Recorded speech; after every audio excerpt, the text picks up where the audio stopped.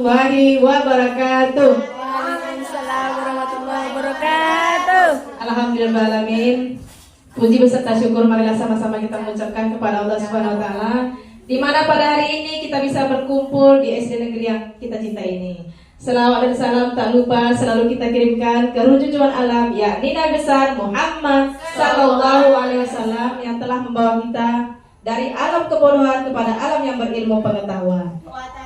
Yang saya hormati Ibu Kepala Sekolah SD Negeri Kapu Badar, yang saya hormati Dewan Guru SD Negeri Kapu Badar. Terima kasih saya ucapkan yang sebesar-besarnya untuk ibu-ibu semua yang sudah menyempatkan waktu hadir demi membantu saya dalam menyelesaikan tugas CGP saya. Nah, sebelum kita memulai kegiatan kita hari ini, ada baiknya kita berdoa dengan mengucapkan Bismillahirrahmanirrahim. Semoga apa yang kita laksanakan hari ini diridhoi oleh Allah Subhanahu wa taala dan kita bisa memahaminya.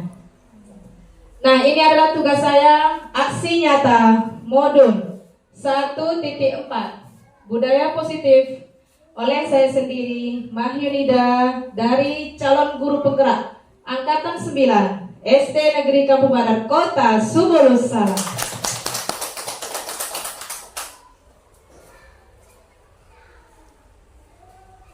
Nah, ini dia Bapak Ibu semua, kalau kita dengar budaya positif, apakah yang ada di benak ibu-ibu semua? Seperti itu ya.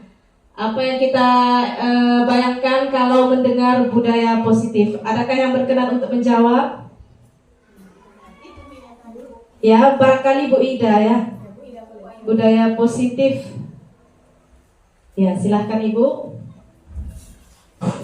Ya, budaya positif itu adalah berkenaan dengan penanaman norma-norma atau kaidah-kaidah yang baik di dalam pembelajaran, penerapannya kepada anak-anak. Ya, berarti intinya budaya positif itu adalah penanaman nilai-nilai kaidah yang baik dan di dalam memupuk karakter murid kita. Kita lihat ya, ini adalah makna dari budaya positif.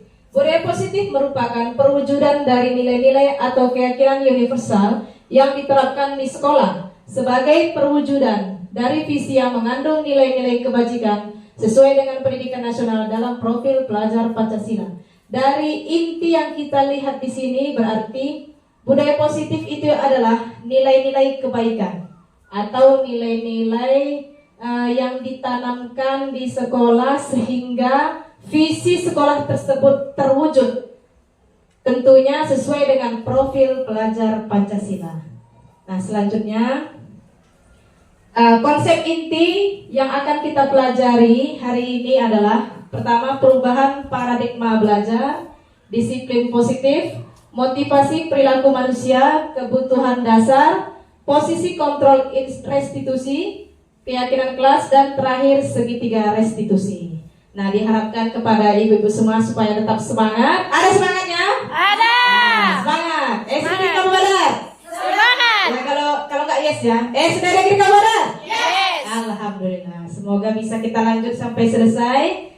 Kita lihat yang pertama, yaitu pembelajaran dengan paradigma baru. Pembelajaran dengan paradigma baru merupakan pembelajaran yang dirancang berdasarkan prinsip pembelajaran berdiferensiasi sehingga para peserta didik belajar sesuai dengan kebutuhannya dari tahap perkembangannya untuk mewujudkan profil pelajar Pancasila. Intinya, pelajaran dengan paradigma baru adalah pembelajaran yang baru yang sesuai dengan nilai-nilai yang ada di profil pelajar Pancasila. Diharapkan guru bisa melakukan pembelajaran yang berdiferensiasi, artinya mengelompokkan murid sesuai dengan minat dan cara mengajarnya. Nah, berapa ibu-ibu semua profil pelajar Pancasila? 5. Ada 5 atau 6? 5 atau? Ya, berapa? 6. Pelajar Pancasila beriman dan bertakwa. Tahu? Tahu. Ya, Itu nyanyinya bisa kita ajarkan untuk anak-anak. Yang pertama yaitu beriman bertakwa kepada Tuhan Yang Maha Esa dan berakhlak mulia. Kira-kira sekolah kita sudah menerapkan profil itu? Sudah. Alhamdulillah, sholat, kemudian bersalaman sudah. Kemudian berkebinekaan global. Itu artinya semua kita ini ada budayanya berbeda, agama berbeda, kemudian sukunya berbeda. Namun perbedaan itu tidak menghambat kita untuk selalu berkolaborasi dan saling bersatu, Bhinneka Tunggal Ika. Kemudian kedua itu bergotong royong. Nah, diharapkan kepada anak kita supaya bisa bergotong royong, tidak hanya mengutip sampah, tetapi bisa berkolaborasi dalam segala hal, baik itu saat bekerja kelompok, berdiskusi, dan sebagainya. Kemudian kreatif.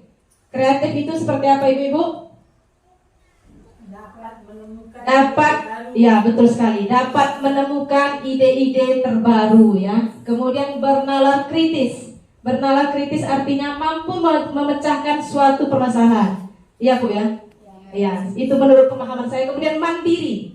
Bisa bekerja, mengerjakan sesuatu tanpa perlu bantuan orang lain. Nah, ini adalah profil pelajar Pancasila yang harus kita tanamkan kepada anak didik kita. Nah, sekarang lanjut kita ke disiplin positif. Sebenarnya apa yang terbayang dalam benak kita, dalam pikiran kita mendengarkan kata disiplin? Dapat Ya. waktu. Kata kepala sekolah, kata Ibu Aidon, tepat waktu. Kalau yang lainnya, Ibu Sophie, kalau mendengar disiplin itu? Patuh, oke, benar sekali. Ada lagi pendapat yang lain? Apa tadi dibilang Ibu Aidon? Tepat waktu, patuh. Ya, itu adalah benar sekali. Sebenarnya disiplin itu berasal dari kata disiplina, yang artinya belajar. Belajar untuk menjadi orang yang bertanggung jawab, belajar untuk menghargai waktu. Disiplin mengacu pada disiplin diri yang memiliki tanggung jawab terhadap apa yang dilakukannya berdasarkan nilai-nilai yang diyakini. Disiplin positif merupakan salah satu cara penerapan disiplin yang bertujuan untuk menumbuhkan kesadaran, sadar, serta memberdayakan peserta didik tanpa imbalan penghargaan atau reward, ancaman atau hukuman. Sebagai pendidik, tujuan kita adalah menciptakan peserta didik yang memiliki disiplin diri sehingga mereka berperilaku mengacu kepada nilai-nilai kebajikan universal dan memiliki motivasi intrinsik dalam perubahan perilaku ke arah yang lebih baik. Bagaimana Ibu-Ibu, kurang ngerti ya? Nah, disiplin positif itu diharapkan kepada murid memiliki disiplin yang berasal dari motivasi intrinsik. Misalnya mereka itu datang tepat waktu, itu karena apa? Ya, apakah karena takut dihukum? Apakah karena takut diancam? Apakah karena biar dapat nilai, biar dipuji? Nah, diharapkan kepada anak-anak kita semua supaya mereka itu datang tepat waktu karena motivasi intrinsik atau kesadaran dari dalam dirinya sendiri. Seperti kita lah guru-guru, kita datang tepat waktu itu karena apa? Apakah karena takut sama kepala sekolah? Apakah karena segan? Apakah kalau kepala sekolah tidak di sini, apakah kita tetap datang tepat waktu? Misalnya, oh ini kepala sekolah sedang pelatihan beberapa hari, yang datanglah terlambat, yang piketnya lah nggak maksimal. Apakah seperti itu? Ya. Tapi kita lihat di sekolah kita apapun yang terjadi, walaupun kepala sekolah tidak ada, tetap berjalan dengan baik. Ya. Kemudian itu dia diharapkan kepada kita, guru dan murid, haruslah memiliki disiplin yang berasal dari motivasi intrinsik atau kesadaran kita sendiri.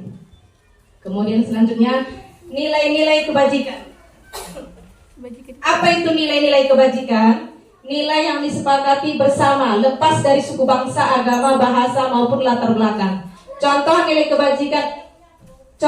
kebajikan di sini ada 3, yang kita ambil sebenarnya mungkin ada 6. Yaitu kalau profil pelajar Pancasila itu beriman dan bertakwa kepada Tuhan Yang Maha Esa ada 6 yang sudah kita pelajari tadi. Kemudian dari Ibo Primary Years Program mengatakan bahwa nilai kebajikan mereka adalah toleransi, rasa hormat, integritas, mandiri, menghargai, antusias, empati, keingintahuan, kreativitas dan sebagainya. Kemudian dari organisasi keterampilan hidup life skill yaitu nilai kebajikannya adalah dapat dipercaya, lurus hati, pendengar yang aktif, tidak merendahkan orang lain, dan memberikan yang terbaik. Nah, ini adalah semua yang termasuk nilai-nilai kebajikan. Apa itu kebajikan? Nilai-nilai yang baik yang sesuai dengan kaidah-kaidah. Itu dia ya. Selanjutnya, kebutuhan dasar manusia. Kebutuhan dasar manusia adalah segala sesuatu yang kita lakukan untuk mendapatkan apa yang kita inginkan. Seluruh tindakan yang kita lakukan memiliki tujuan tertentu, dan semua usaha terbaik yang kita lakukan adalah dalam rangka untuk kebutuhan dasar kita terpenuhi dengan baik. Ibu-ibu semua butuhnya apa? Kebutuhannya apa? Ya, apalah kebutuhan di dalam hidup? Dalam hal segala apa saja? Kepek. Ada kebutuhan finansial mungkin ya, kebutuhan uang untuk bisa membeli apa Bu Sofi? Beli beras, kebutuhan makanan. Ibu Arum? Kesehatan. Ya, kita lihat ya. Sebenarnya kebutuhan dasar manusia itu berapa gitu ya. Inilah dia. Ketika kebutuhan ini semua dipenuhi, maka hidup akan berjalan dengan baik. Ketika salah satu saja tidak dipenuhi, maka hidup itu akan tidak baik. Tidak seimbang seperti itu ya. Nah, kebutuhan dasar manusia itu ada 5. Bertahan hidup, kasih sayang dan rasa diterima, kesenangan, kebebasan, dan penguasaan. Nah, kita lihat pada murid kita, seandainya murid kita itu tidak mengeluarkan hal-hal yang negatif atau perilaku yang menyimpang, mungkin saja dari anak kita itu ada kebutuhannya yang tidak terpenuhi. Jadi kita sebagai guru, misalnya ada anak murid yang tidur di kelas. Jadi kita itu jangan langsung marah gitu ya. Kamu kok tidur di kelas? Mungkin saja nilai kebutuhannya, misalnya kalau tidur itu yang mana itu ya? Ya ini ya, bertahan hidup ya. Mungkin saja dia di rumah itu membantu orang tuanya, misalnya masak, membuat kue, sehingga dia kurang tidur, sehingga tidur di dalam kelas. Nah, kita lihat sini bertahan hidup.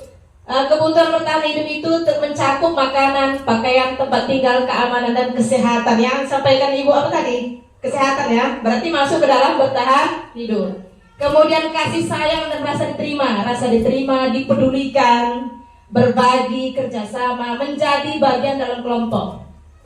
Kemudian selanjutnya kesenangan, bermain, humor, antusiasme, tertawa, kebebasan, mandiri, memiliki pilihan, mencoba hal baru, mampu mengendalikan arah dirinya. Dan terakhir penguasaan, harga diri, keinginan untuk dianggap memimpin, berprestasi, diakui dan didengar.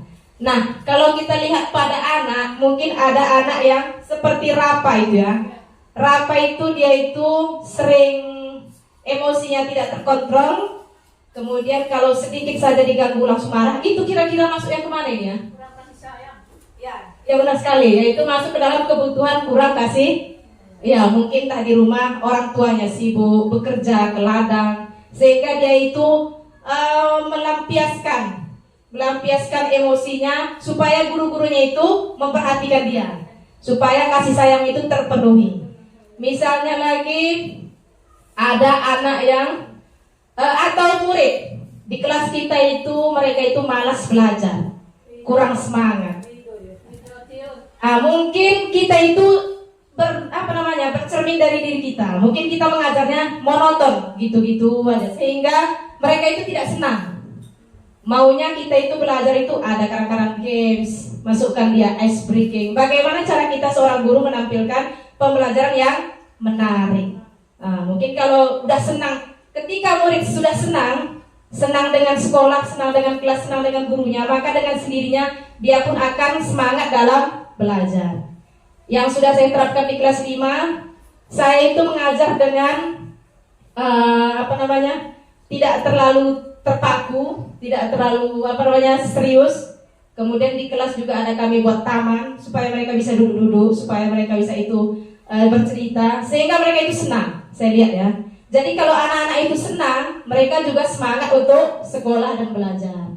Nah ini dia, semoga dengan 5 kebutuhan dasar manusia ini bisa kita penuhi, ya, bisa terpenuhi. Dan kita kalau sudah mengerti, bisa kita mengerti dengan anak, ya, tidak langsung menjudge atau memarahi mereka. Nah, kita tanya dulu apa yang terjadi.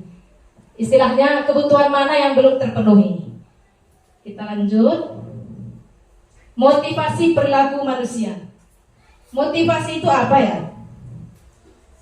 Semangat ya, semangat, keinginan, apalagi ya, dorongan ya. Motivasi. Nah, sebenarnya motivasi itu ada 2. Hasrat kita, motivasi ekstrinsik yang berasal dari luar, dari orang lain, dari medsos. Kemudian dari motivasi intrinsik dari dalam diri. Nah, motivasi ekstrinsik itu adalah untuk menghindari ketidaknyamanan atau hukuman. Kemudian untuk mendapatkan imbalan atau penghargaan dari orang lain. Sedangkan motivasi intrinsik untuk menjadi orang yang mereka inginkan dan menghargai diri sendiri dengan nilai-nilai yang mereka percaya. Jadi yang kedua ini, kalau menurut Bapak Ibu semua, manakah yang paling baik yang dimiliki oleh guru maupun murid? Mana Ibu? Ketika motivasi ekstrinsik, kita menasihati anak-anak sebaiknya datang tepat waktu, kita kasih motivasi. Namun ketika kita tidak ada, misalnya si anak itu patuh kepada ibu yang lain, ketika guru yang lain dia tidak patuh lagi, gitu ya.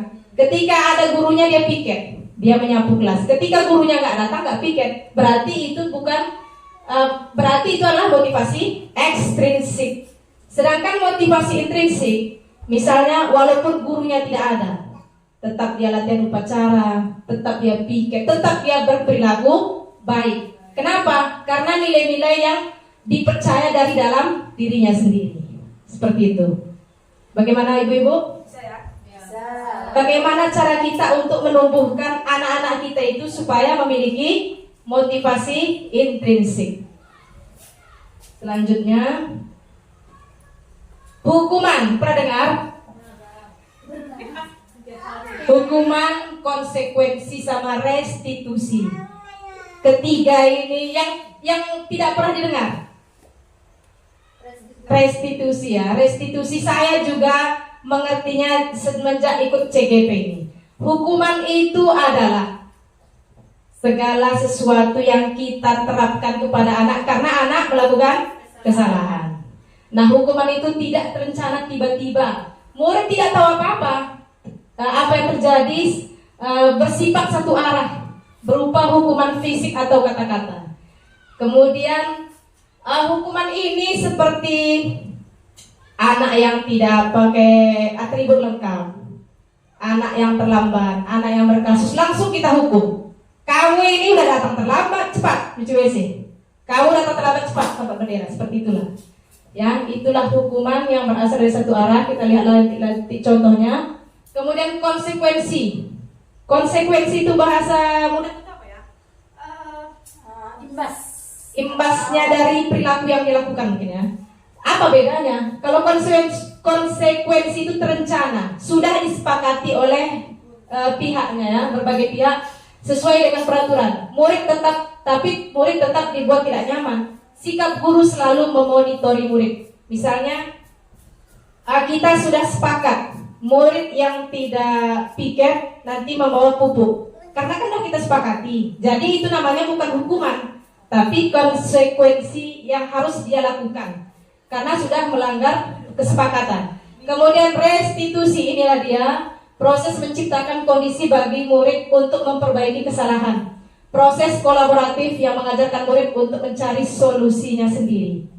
Kalau restitusi itu artinya guru dan murid berdialog, berdiskusi. Guru tidak mencari kesalahan murid, guru tidak marah-marah, guru meminta murid untuk menyelesaikan sendiri dari permasalahan yang dialaminya, sehingga murid tersebutlah yang mencari solusinya. Itu arti restitusi. Selanjutnya, 5 posisi kontrol guru. 5 posisi kontrol diri. Kontrol itu artinya menahan ya. Apa Bu Ros? artinya mengendalikan ya, mengendalikan. Ini adalah kontrol dari guru ini ya, guru. Yang pertama penghukum, pembuat rasa bersalah, teman, pemantau, manajer. Penghukum, adakah yang penghukum di sini? Termasuk saya. Ya, kebanyakan guru-guru zaman gitu ya. Kita dihukum, kita dicubit, kita dijewer, disepak, itu zaman. Jadi sekarang sudah tidak zamannya lagi. Penghukum kalau bisa kita hilangkan. Kemudian kalau tidak bisa hilangkan dengan sedikit demi sedikit. Penghukum, guru menghukum anak hanya satu arah. Kemudian guru kata-katanya karena kasar, menyakitkan hati murid. Kemudian murid juga tidak berubah, semakin dendam, semakin bersifat negatif. Kalau pembuat rasa bersalah, guru berbicara seakan-akan lembut, tapi menyakitkan. Sehingga murid menjadi merasa bersalah, takutnya nanti bunuh diri gitu ya. Bagaimana sih kamu ini nak, gitu ya. Nggak kasihan kamu nengok ibu ini, nggak kasihan kamu sama orang tua di rumah. Itu pembuat rasa bersalah. Sehingga anak pun kita pikir cara kita, gitu ya. Kemudian teman, ayolah kerjakan. Sekali ini nggak apa-apa ya kamu terlambat. Besok jangan terlambat lagi ya. Seperti teman. Tapi antara guru dengan murid ada kalanya menjadi teman, ada kalanya kita itu harus dihormati. Kemudian pemantau, apa itu pemantau? Guru melihat murid atau memperhatikan murid, misalnya sepertinya kamu hari ini tidak lengkap. Nah, kalau tidak lengkap, atributnya bisa kamu beli di koperasi sekolah. Dia hanya pemantau, tidak marah. Dia hanya melihat murid dari segi konsekuensi. Kemudian terakhir adalah manajer. Manajer itu adalah guru. Guru tidak marah. Guru berdialog kepada murid, disuruh mencari solusi sendiri, seperti restitusi tadi. Misalnya, dengan hari ini bagaimana nak? Apa solusi yang kamu yakini? Setelah ini apa yang kamu lakukan? Itu adalah kata-kata guru di manajer. Kita lihat. Ini penjelasan lengkapnya ini. Contoh penerapan 5 posisi kontrol guru. Ketika ada siswa yang tidak memakai atribut lengkap, kita sering ya? Ya. Penghukum, cepat hormat bendera sekarang. Sehingga murid tadi dengan sakit hati hormat bendera. Inilah kata-kata guru yang penghukum. Termasuk saya mungkin ya. Kemudian lari lapangan cepat 10 kali. Kamu kan nggak lengkap gitu. Itulah tanpa terencana tiba-tiba. Inilah kata-kata dari guru penghukum. Kemudian pembuat rasa bersalah. Berapa kali ibu harus memberitahu kamu? Kamu selalu saja mengecewakan ibu, sehingga murid tadi merasa bersalah. Itulah kata-kata dari pembuat rasa bersalah. Selanjutnya, teman, ayo dong ikuti aturan sekolah. Tolong bantu ibu ya sekali ini. Ya sudah tidak apa-apa. Lain kali jangan diulangi seperti ini lagi ya. Nah, seperti teman dengan karakter guru yang gak marah-marah gitu kan. Pemantau, kamu sudah pemantau ya. Kamu sudah melanggar peraturan sekolah. Kamu tahu konsekuensinya. Setelah upacara, kamu beli atributnya di koperasi sekolah ya, dan jangan diulangi lagi. Lebih mengingatkan kepada peraturan sekolah. Kemudian terakhir adalah manajer. Bagaimana kamu memperbaiki kesalahanmu?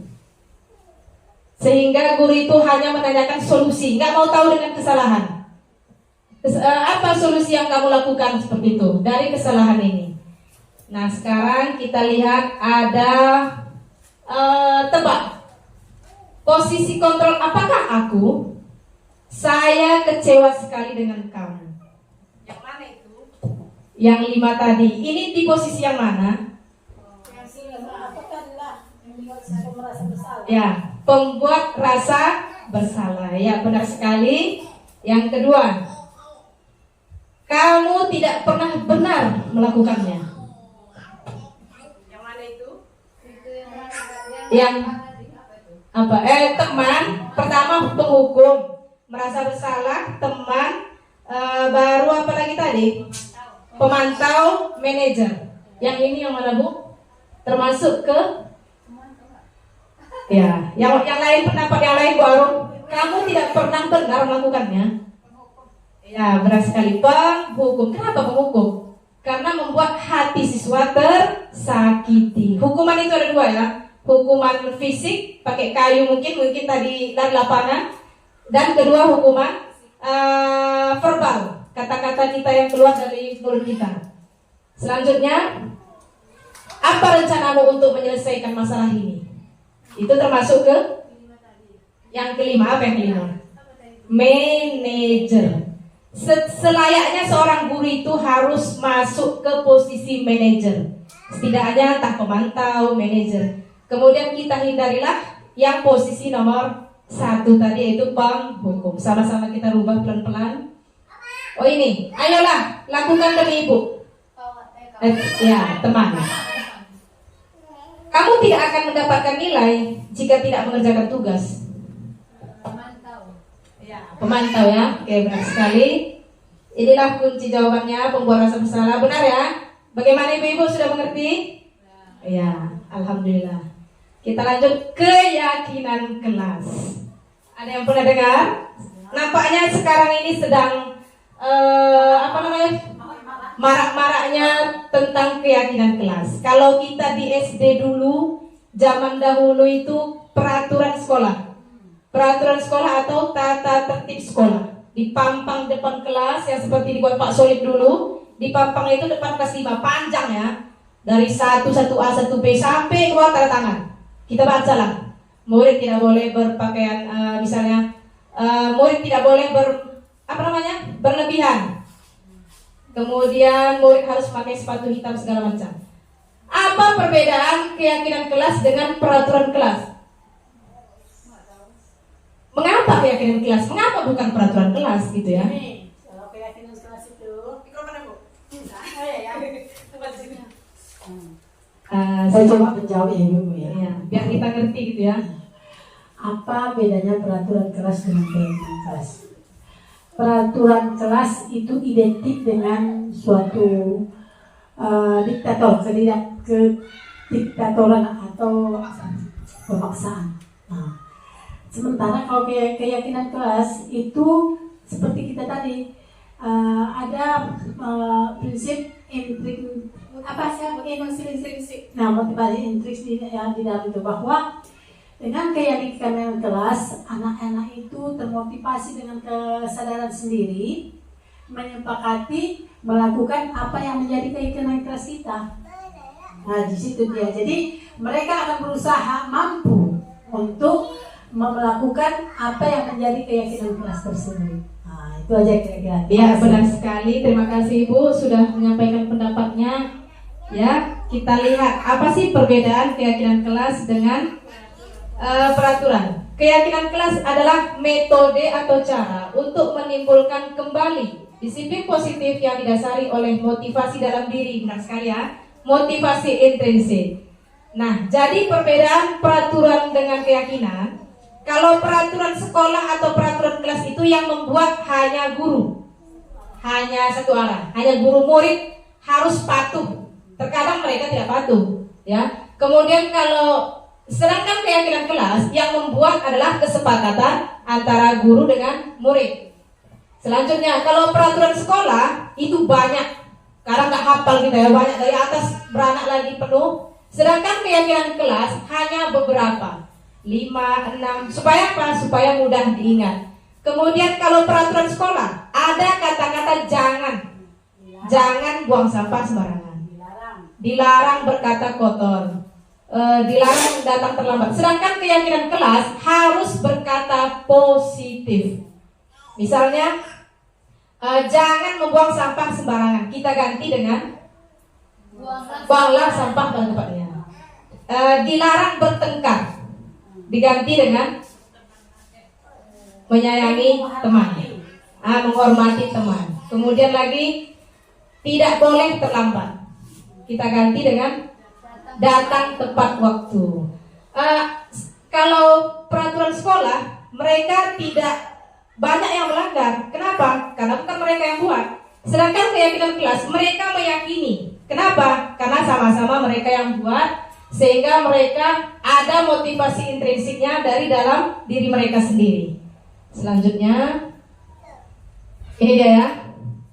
Pembentukan keyakinan kelas bersifat abstrak, berupa pertanyaan universal, dibuat dalam pernyataan positif. Ini cara membuat keyakinan kelas sedikit saja agar mudah diingat. sesuai dengan kondisi sekolah. Semua warga sekolah, kelas dilibatkan saat membuat keyakinan.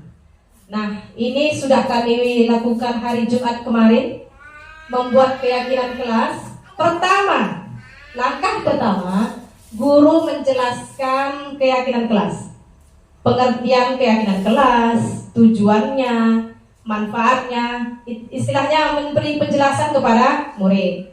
Kalau tidak mengerti kan ada Google gitu ya, keyakinan kelas ini. Setelah itu, sebelumnya kan guru sudah menempel kertas plano di belakang. Setelah guru menjelaskan pengertian keyakinan kelas, kemudian guru membagikan kertas post-it kepada anak-anak dan kemudian diisi oleh anak-anak. Misalnya ada yang 1, ada yang 2, bebas. Murid bebas memberikan pendapatnya. Setelah ditulis anak-anak, kemudian anak-anak menempelkan di kertas plano. Setelah ditempelkan di kertas plano, kemudian guru mensortir. Guru merangkum. Ini kan banyak yang sama. Misalnya datang tepat waktu banyak yang sama sehingga dirangkumlah. Dari 22 siswa, dari seluruh siswa dirangkum, dapatlah 5. Kemudian setelah ditulis, murid membacakan hasil keyakinan kelas tersebut secara bersama-sama. Ini dia, setelah dibaca, seluruh murid menandatangani kertas supaya ditulis di sini. Artinya sudah ada kesepakatan atau perjanjian. Nah, inilah hasilnya. Ini keyakinan kelasnya 5, tanda tangan. Ini yang ditulis mereka tadi sebagai kenang-kenangan. Bagaimana? Mudah ya? Sebaiknya keyakinan kelas ini dibuat kapan? Di awal semester. Sehingga ketika ada murid melakukan kesalahan, kita ingatkan, nah, keyakinan kelas mana yang kamu langgar? Menurutmu perilakumu ini sesuai tidak? Tidak, Bu, karena tidak sesuai dengan keyakinan kelas kita yang nomor 1 misalnya. Ini lagi hasilnya. Sangat cepat ya. Tidak sampai 20 menit selesai. Cara membuat keyakinan kelas. Sederhana tapi sangat perlu. Nah, ini dia. Selanjutnya segitiga restitusi. Sedikit lagi biar tetap semangat. Ya, gimana kita buat game? Kalau saya bilang, sebagian guru menyampaikan jika ini, maka ini. Ya, bagaimana bisa? Ini panjang ini. Masih panjang ini. Dimulai dari Ibu bebas ya menyampaikan pendapat. Ibu Ros, jika saya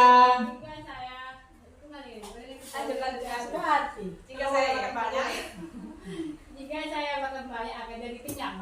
Jadinya itu teman yang lain gitu, teman yang lain ya melanjutkan gitu. Atau mulai dari Ibu Ainun. Jika Ibu Ainun. Saya punya uang banyak. Lanjut Bu. Saya akan berlibur. Berlibur atau healing. Jika saya punya uang banyak maka saya akan berlibur. Oke, Bu Arum, jika saya sering sakit, maka Bu Sofi.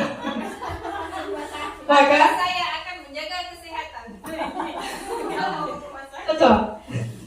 Jika saya sering sakit, maka saya akan menjaga kesehatan atau mengontrol makanan. Ya, oke, benar ya? Iya, nyambung.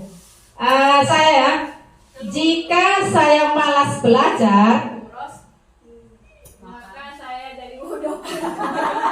oke, mantap, tepuk tangan ke semuanya. Itu bisa kita terapkan di kelas ya supaya lebih semangat. Kita lanjut, segitiga restitusi, yaitu suatu proses dialog yang dijalankan oleh guru dan agar dapat menghasilkan murid yang mandiri dan bertanggung jawab. Segitiga restitusi itu ada 3 tahapan, 3 langkah. Yang pertama menstabilkan identitas, yang kedua validasi tindakan yang salah, yang ketiga menanyakan keyakinan. Nah, segitiga restitusi ini bisa kita laksanakan kalau keyakinan kelas sudah dibuat, berkaitan ke situ dia. Jadi kalau tidak ada keyakinan kelas agak sulit gitu menyampaikan. Enggak sama peraturan keras. Segitiga restitusi ini adalah proses percakapan. Maksudnya keyakinan kelas kan sudah dibuat. Segitiga restitusi ini untuk menyelesaikan kasus. Banyak kasus kita ya. Kasus di SD, murid terlambat, murid berkelahi, murid menyontek, murid berbohong, kalau di SMA merokok, cabut. Banyak macam kasus yang bisa diselesaikan oleh segitiga restitusi. Nah, dalam melaksanakan segitiga restitusi harus sesuai dengan tahapannya. Tidak boleh Langsung hukum. tidak boleh langsung langsung ke menanyakan keyakinan.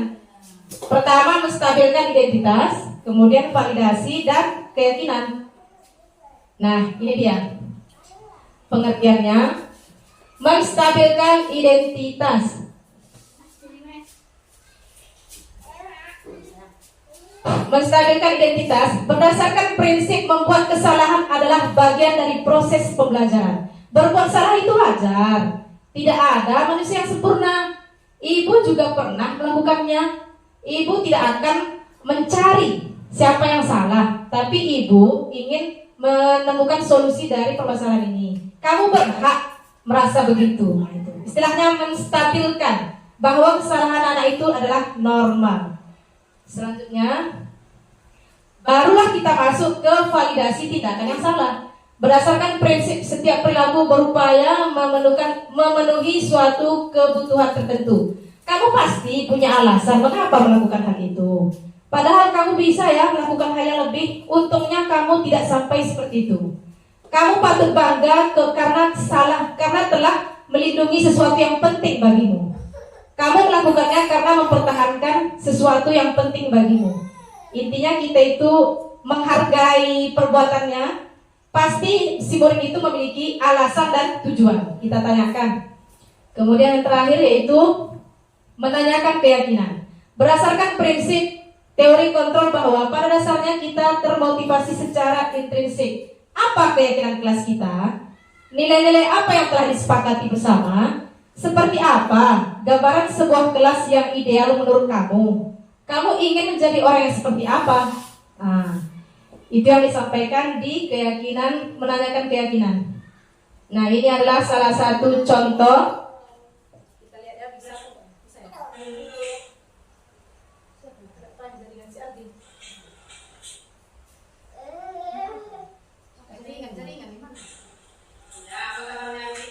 Ini adalah salah satu penerapan segitiga restitusi di kelas 5, yaitu dengan kasus murid terlambat. Adi, tahu tidak kenapa dipanggil ke kantor ini? Pertanyaan, guru menstabilkan identitas. Kita lihat dulu jaringannya ini. Singkatnya mengkondisikan situasi dulu. Ya, mengkondisikan, istilahnya murid mungkin udah agak-agak takut. Dinetralkan dulu Bu ya. Apa kabarnya nak? Tahu tidak kamu datang disuruh kemari? Tahu Bu, karena saya terlambat. Oke, karena semua orang itu pernah terlambat gitu ya. Ibu juga dulu pernah sekolah terlambat. Kemudian bukan kamu satu-satunya murid yang terlambat. Setelah itu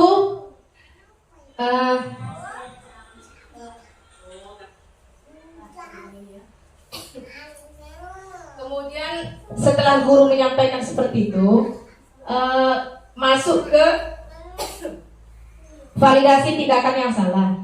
Berarti Ardi, menurut kamu kenapa ya bisa terjadi seperti ini gitu kan? Kemudian disampaikan oleh murid lah. Semalam Bu, tadi malam saya menonton TV sampai larut malam, sehingga saya lambat tidur. Oh seperti itu. Jadi karena kamu karena kamu nonton TV, sehingga kamu lambat bangun. Iya Bu. Kemudian kita sampaikanlah ke keyakinan kelas. Jadi menurut Ardi, bagaimana tindakan yang kamu lakukan itu baik atau tidak? Tidak Bu, bilangnya kan. Kemudian menurut kamu Ardi, keyakinan kelas mana yang sudah kamu langgar? Saya sudah melanggar keyakinan kelas yang datang tepat waktu. Oh seperti itu. Jadi benar sekali kamu sudah melanggar keyakinan kelas yaitu datang tepat waktu. Nah, selanjutnya menurut kamu Ardi, apa solusi yang harus kamu lakukan? Oh, kalau seperti itu Bu, saya akan lebih cepat tidur. Kemudian nonton TV-nya juga tidak terlalu lama. Bagaimana Ardi? Bisa kamu lakukan seperti itu karena kamu yang sudah menyampaikan. Bisa Bu? Selanjutnya bagaimana? Besok saya akan tidak terlambat lagi. Nah seperti itu ya. Istilahnya tidak ada guru itu marah-marah. Kemudian si murid juga tetap percaya diri, tidak merasa gagal. Kemudian murid juga menemukan solusi dari permasalahannya.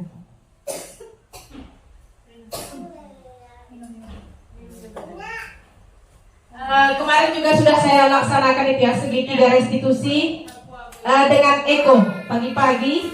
Masalahnya adalah kasusnya Eko tidak mengerjakan pidato. Hari apa kemarin? Hari Kamis Eko tidak mengerjakan pidato. Saya panggil. Bagaimana kabar Eko? Baik Bu. Tahu tidak kamu dipanggil kemari karena tidak mengerjakan pidato. Kemudian saya, oh ya, mungkin kamu sibuk ya, banyak kerja. Iya Bu, semalam kemarin petir sehingga saya tidak bisa mengerjakan megang HP. Oh ya, kalau seperti itu kayak mana? Apa tindakan kamu? Kamu satu-satunya murid. Saya akan nanti pulang sekolah sebelum sore saya akan kerjakan pidato ini. Saya akan kerjakan. Menurut kamu gimana? Keyakinan kelas yang mana? Keyakinan kelas saya itu tidak bertanggung jawab. Setelah saya praktekkan segitiga restitusi ini, saya lihat banyak perubahan dari murid. Mungkin menurut saya di kelas 6 itu dengan Diki baru siapa Bu? Dirga itu bisa dilakukan segitiga restitusi.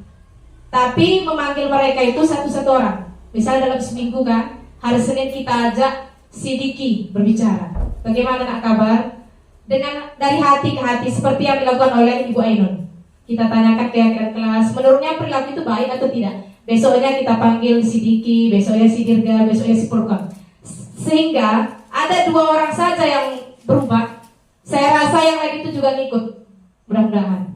Jadi kita pelajari lagi segitiga restitusi, apalagi kelas 6 ya. Apalagi sudah agak remaja, biasanya penyampaian yang baik-baik itu akan mudah diingat oleh mereka. Nah itulah dia. Saya kalau kayak Rapa Bu, apa yang mau saya lakukan itu? Lebih enaknya memang segitiga restitusi ini untuk yang agak kelas atas ya. Mungkin kalau seperti Rapa bagaimana pendapatnya? Untuk Rapa bagaimana Ibu? Ya, kembali saya coba menjawab ya Bu ya. Ini sama-sama kita mencari solusi.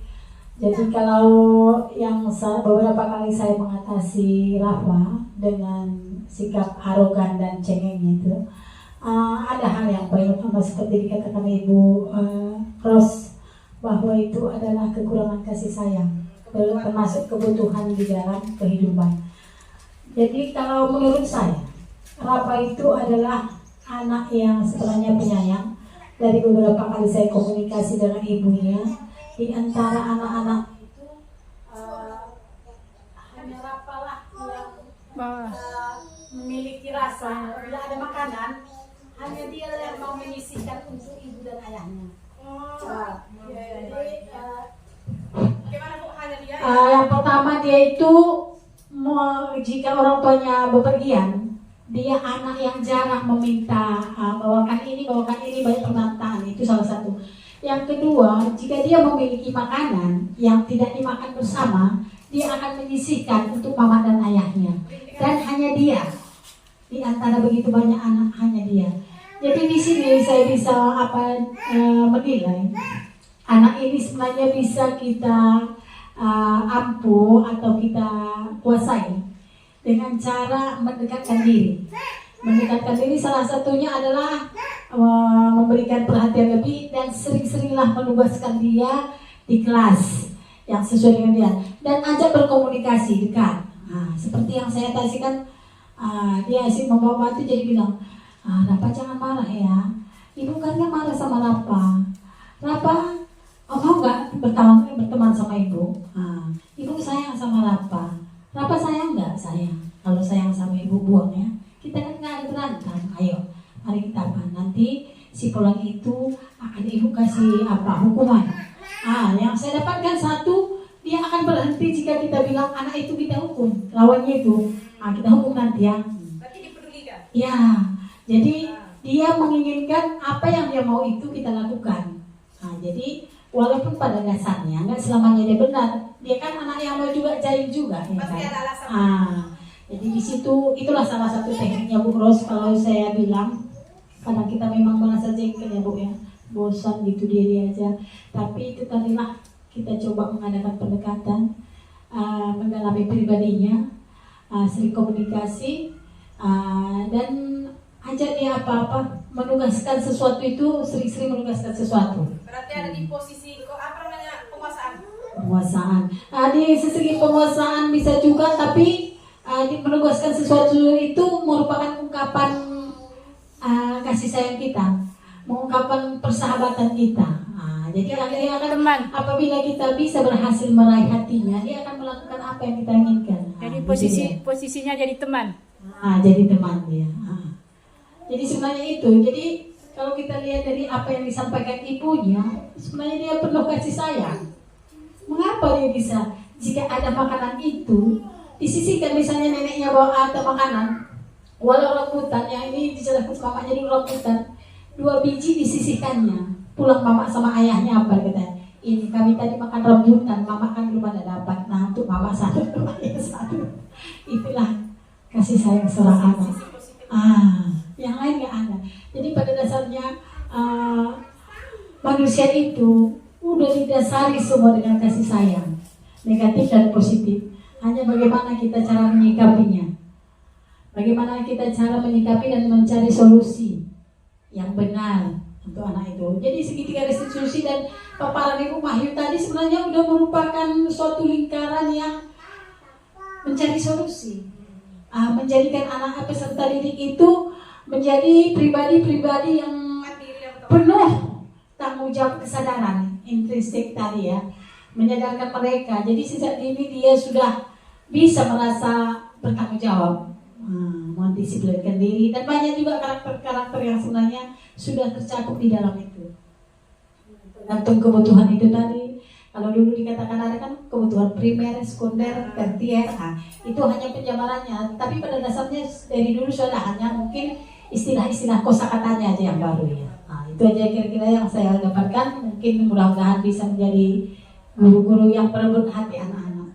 Seperti dikatakan apa itu iklannya, rebutlah hatinya maka apa? Apa itu istilahnya Bu? Ada saya iklan, ibaratnya kayak aksi itu ya. Apa iklannya saya lupa. Jadi jika sudah merebut hatinya, maka kau akan bebas memperlakukannya dalam arti hal positif. Artinya kita guru ini sebagai aktor atau aktris yang bisa merebut hati anak-anak. Jika dia sudah bisa merebut hati anak-anak, kita akan dirindukan. Apapun yang kita inginkan mudah-mudahan masuk, mau dia melakukannya. Sebenarnya salah satunya Ibu Ida. Itu saya lihat anak-anak itu menjerit-jerit memanggil Ibu Ida. Itu ya. Iya. Sampai siapa itu yang bilang melebihi dari apa memperlakukan Bu Ida dengan seperti mamanya ya kan. Jadi itu aja Ibu, terima kasih.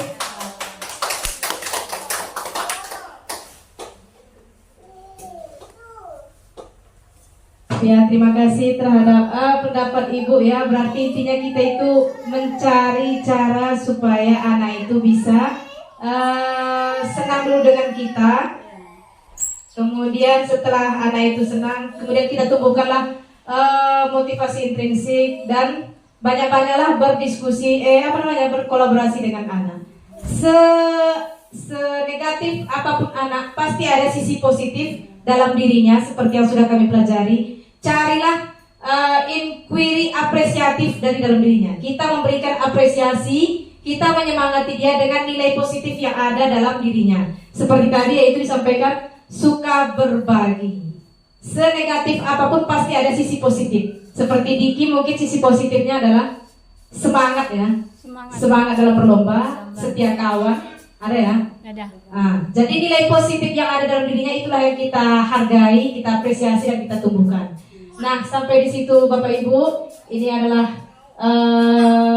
refleksinya. Dalam penerapan program disiplin positif, hendaknya guru memiliki standar kepribadian keprofesional dalam sosial yang baik, di mana guru mampu merefleksikan dirinya dalam posisi kontrol saat ini. Bagaimana perjalanan dirinya sebagai among atau manajer yang menuntut murid-muridnya menjadi insan yang mandiri, merdeka dan bertanggung jawab sesuai dengan standar nasional pendidikan. Diharapkan kepada kita supaya menjadilah among atau guru yang di posisi manajer, bisa menumbuhkan semangat anak, bisa dirindukan, kehadiran kita dirindukan oleh anak-anak semua.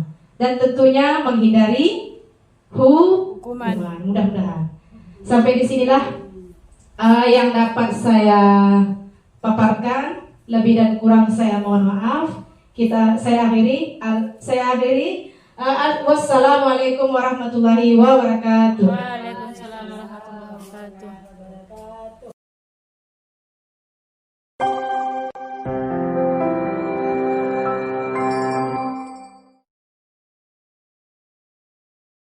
Warahmatullahi wabarakatuh. Waalaikumsalam warahmatullahi wabarakatuh. Apa kabar anak-anak semua? Alhamdulillah sehat, semangat, bahagia, Allah Akbar. Hari ini kita akan membuat namanya keyakinan kelas. Ya, ada yang tahu keyakinan kelas? Tidak. Kalau tidak, Ibu jelaskan. Keyakinan kelas itu adalah mirip-mirip seperti peraturan atau kesepakatan kelas. Kalau dulu namanya peraturan, kalau sekarang namanya keyakinan kelas. Apa itu keyakinan? Yaitu nilai-nilai kebajikan, nilai-nilai kebaikan yang disepakati oleh murid dan guru. Jadi keyakinan kelas itu yang buat bukan guru, tapi kesepakatan antara murid dengan guru. Bagaimana, mengerti? Mengerti.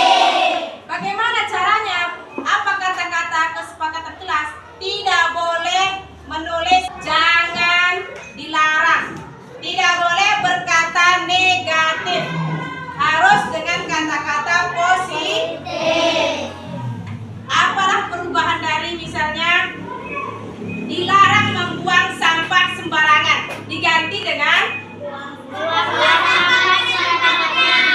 buanglah sampah pada tempatnya. Dilarang berbohong, kita ganti menjadi berkata jujur. Sepertinya sudah mengerti semua. Baiklah, siapkan pulpennya nak. Siapkan pulpen, masing-masing mengisi kertas post-it. Kalian buat empat keyakinan ya.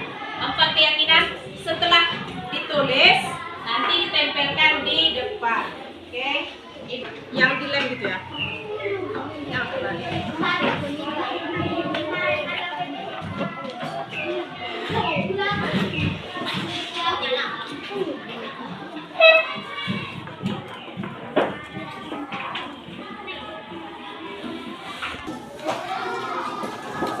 Ya, silakan diisi.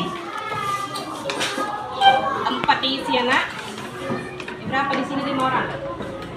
Kenapa punyamu Firman? Selesai? Bisa mengerjakan? Bisa. Silakan kelompok mana kelompok ini? Silakan tempelkan ke kertas yang sudah disediakan. Ya, lanjut. Jangan merebut, jangan terjatuh. Jangan tinggal, yang digantung. Ya. Silakan tempelkan. Ya. Silakan yang lainnya. Dari orang berjalan. Dari suara yang jadi. Baiklah, dokter. Kita lihat ya, kita kita sortir atau kita rangkum yang sama. Inilah dia keyakinan kelas 5. Ibu tulis ya, keyakinan kelas. Kita lihat yang sama. menjaga kebersihan kelas, datang tepat waktu, berkata jujur, berkata jujur, kata jujur. Ya. Kemudian yang kedua ini banyak yang sama ya. Ini berkata jujur. Kemudian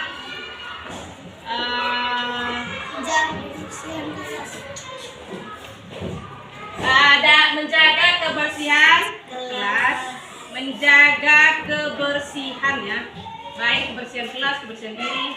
Kemudian ada tadi datang tepat waktu, datang tepat waktu. Kemudian menyayangi teman, menyayangi teman. Kemudian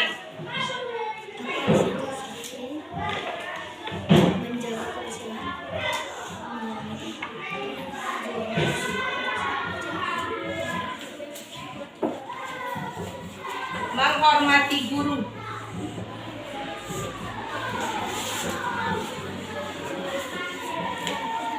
Baik anak-anak, bagaimana bisa kita baca? Bisa. 1, 2, 3. Keyakinan kelas 5. 1. Berkata jujur. 2. Menjaga kebersihan kelas. 3. Datang tepat waktu. 4. Menyayangi teman. 5. Menghormati guru. Sepakat? Setuju?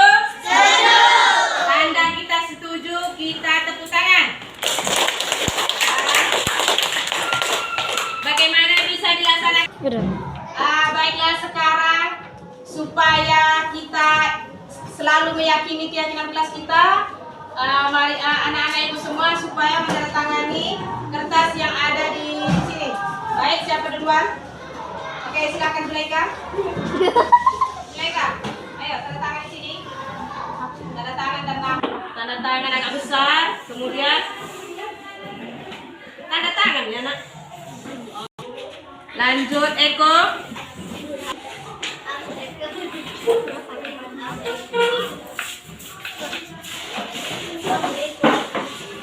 Yang bilang situ, kok nggak sampai ke kali 3? Ini Khaira. Tangannya.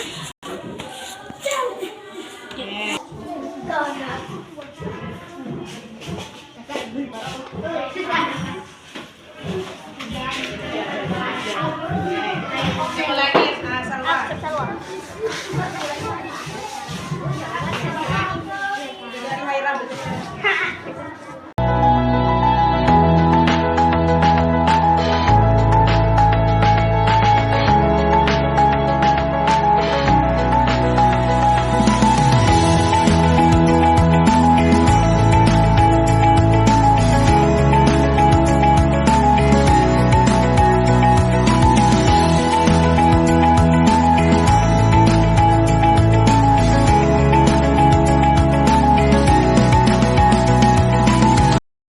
Assalamualaikum. Nama saya Eko Adrian dari kelas 5 SD Negeri Kampung Badan. Saat kami membuat keyakinan kelas sangat seru sekali. Semoga dengan adanya keyakinan kelas kami semakin disiplin dan semakin baik. Assalamualaikum warahmatullahi wabarakatuh. Perkenalkan, nama saya Una dari kelas 5 SD Negeri Kampung Badan. Dulu peraturan sekolah yang buat, tapi sekarang keyakinan kelas kami dan guru kami yang buat. Terima kasih SD Negeri Kampung Badan.